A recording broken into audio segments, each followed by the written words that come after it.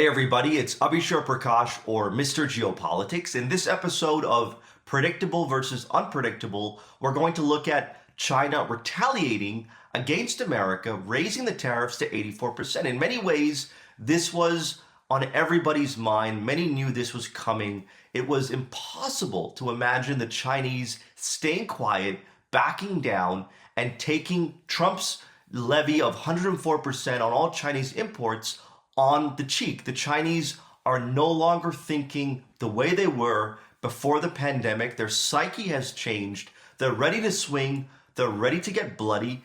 Equally important, what Trump is experiencing with China is not exclusive to China. Trump, from Ukraine, Russia, to Iran, to now the Chinese, many countries, many governments are rebuffing Trump's ideas. They're not bending the knee to America. They're not dancing to America's tune the way they were, say, during Trump's first term. Many nations have evolved in their geopolitical thinking, and now they're ready to fight back, resist, rebuff, and clash with Washington. So this was on the table.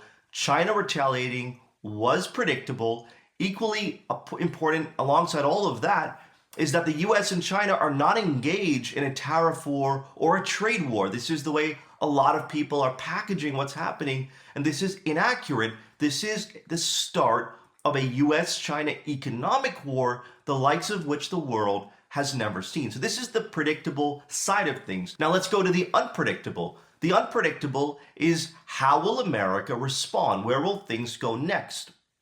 There are many options on the table for the US. Two in particular stand out. The first is the financial move. Already the White House has said that all options are on the table, including removing Chinese stocks from American stock markets. Now, if the US took such a bold move, it's not far to say that after this, or in tandem, the US may also start to force a Chinese divestment across America. Force American companies to divest their Chinese holdings, eject China from their operations, effectively remove Chinese capital from American critical sectors throughout the US economy, regardless of the hit on America or China. And this would build on the America First investment policy, which Trump unveiled just a short time ago. So a Chinese divestment from America is now on the table, and this is another sign that the US-China economic war will spill over into all directions. It will not just be limited to trade and tariffs. The second move is for the US to introduce blanket bans or severely restrict the export of critical US technology to China. In many ways, the Americans have done this over years now, except at every stage, including the tiered chip exports, which Biden passed in his last weeks in office.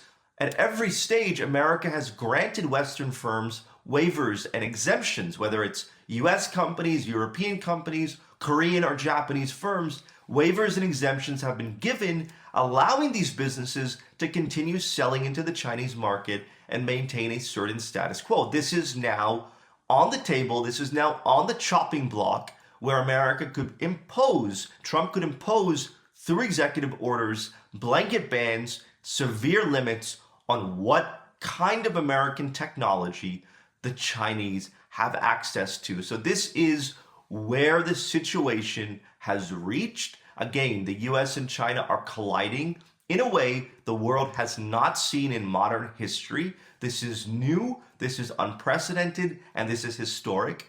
And equally important to all this, the speed at which geopolitics is taking off. These escalations between the US and China are not taking place over weeks, months, or years. They're taking place over hours and days, which itself is astonishing and quite scary to think about, considering what comes next. So I hope you resonated with this episode of Predictable versus Unpredictable. Stay tuned for the next episode next week. Leave your comments below and talk soon.